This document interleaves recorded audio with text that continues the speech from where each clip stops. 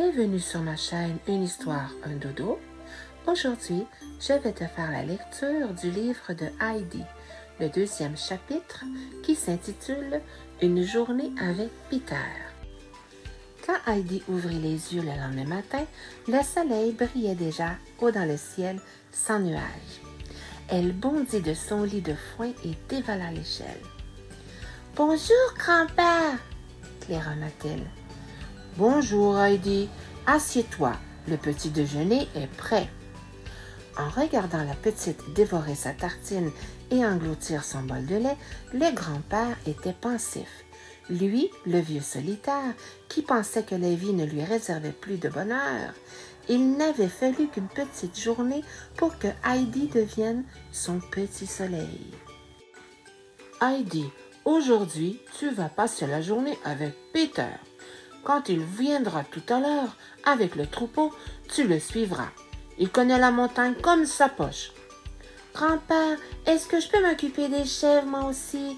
Elles ont tellement envie de jouer. »« Bien sûr, Heidi.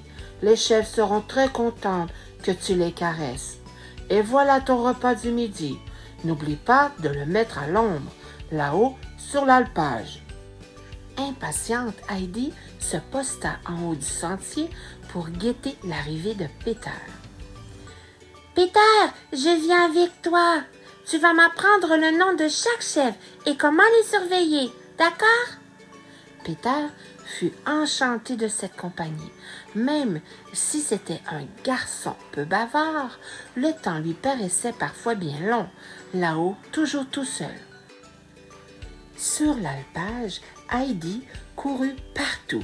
À midi, elle se sentait une faim de loup. Peter n'avait pour déjeuner qu'un guignon de pain, car sa mère était très pauvre. « Tu veux la moitié de mes provisions? » proposa Heidi. Peter n'avait jamais vu tant de nourriture d'un coup. Il engloutit sa part si vite que Heidi lui offrit le reste. « Heidi, aujourd'hui, c'est le plus beau jour de ma vie. » Pour Peter, le taciturne, c'était un vrai discours.